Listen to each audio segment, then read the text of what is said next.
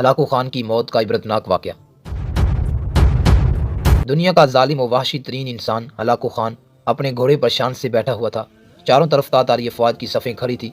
سب سے آگے Hulagu Khan کا گھوڑا تھا۔ ہلاکو خان کے سامنے قیدی مسلمانوں کی 3 صفیں کھڑی کی گئی تھی، جن کو آج ہلاکو خان نے اپنے حکم پر قتل ہوتے دیکھنا تھا۔ پھر وہ ظالم بولا، ان کے سر قلم کر دو، اور جلاد نے لوگوں کے سر کاٹنے شروع کر دیے۔ پہلی صف میں ایک کی گردن گئی، دوسرے کی گردن گئی، تیسرے چوتھے کی۔ پہلی صف میں بے قصور برا غریب قیدی، جو کہ اپنے گھر کا واحد کفیل بھی کھڑا تھا، وہ موت کے ڈر کی وجہ سے دوسری صف میں چلا گیا۔ پہلی صف کا مکمل صفایا ہو گیا۔ ہلاکو خان کی نظروں نے اس برے کو دیکھ لیا تھا کہ وہ موت کے خوف سے اپنی پہلی صف چھوڑ کر دوسری صف میں چلا گیا تھا۔ ہلاکو خان گھوڑے پر بیٹھا ہوا، ہاتھ میں طاقتور گرز لیے اچھال کر اس سے کھیل رہا تھا، اور مسلمانوں کے قتل کا منظر دیکھ کر اس کھیل سے خود کو خوش کر رہا تھا۔ جلادوں نے دوسری صف پہ تلوار کے وار شروع کیے۔ گردنیں کٹ کٹ کے گرنے لگی۔ جلاد تلوار چلا رہے تھے اور خون کے فوارے اچھل اچھل کر زمین پہ گر رہے تھے۔ اس برے بابے نے جب دیکھا کہ دوسری صف کے لوگوں کی گردنیں کٹ رہی ہیں اور اس کی باری بہت جلد آنے والی ہے، تو وہ بھاگ کر تیسری صف میں کھڑا ہو گیا۔ ہلاکو خان کی نظریں بوڑھے شخص پر جمی ہوئی تھی کہ اب تو تیسری صف آخری صف ہے، اس کے بعد یہ کہاں چھپنے کی کوشش کرے گا؟ اس بے وقوف بڈھے کو میری تلوار سے کون بچا سکتا ہے؟ میں نے لاکھوں انسان مار دیے تو یہ کب تک بچے گا؟ تیسری صف پہ جلادوں کی تلوار بجلی بن کر گر رہی تھی۔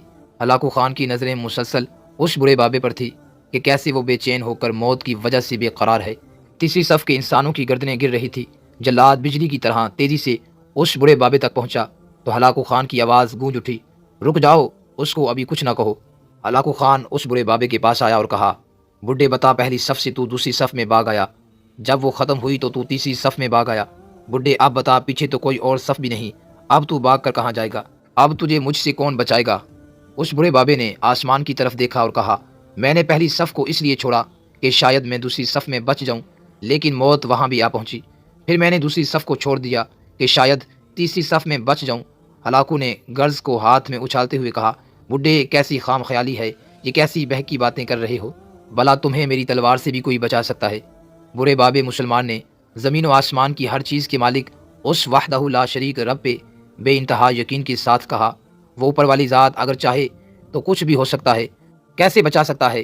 ہلاکو خان نے اتنے تکبر میں آ کر کہا کہ اس کے ہاتھ سے گرز گر پڑا۔ ہلاکو خان جنگجو اور چلاک انسان تھا۔ ہلاکو خان گھوڑے کے اوپر بیٹھے بیٹھے گرے ہوئے گرز کو اٹھانے کے لیے خود کو جھکایا کہ زمین پہ گرنے سے پہلے وہ اسے ہوا میں ہی پکڑ لے۔ اسی کوشش میں ہلاکو خان کا ایک پاؤں رکاب سے نکلا اور وہ اپنے گھوڑے سے نیچے آ پڑا، جبکہ دوسرا پاؤں رکاب میں ہی پھنس کر رہ گیا۔ ہلاکو خان کا گھوڑا اتنا ڈر گیا کہ وہ تیزی سے بھاگنے لگا۔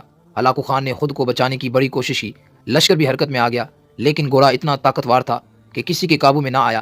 وہ ہلاکو خان کو پتھروں میں گھسیٹ گھسیٹ کر بھاگتا رہا، یہاں تک کہ ہلاکو خان کا سر پتھروں سے چٹخ چٹخ کر لہو لہان ہو گیا اور اس کی روح چند ہی منٹوں میں اپنے اس تکبر بڑے وجود کو چھوڑ کر جہنم رسید ہو گئی۔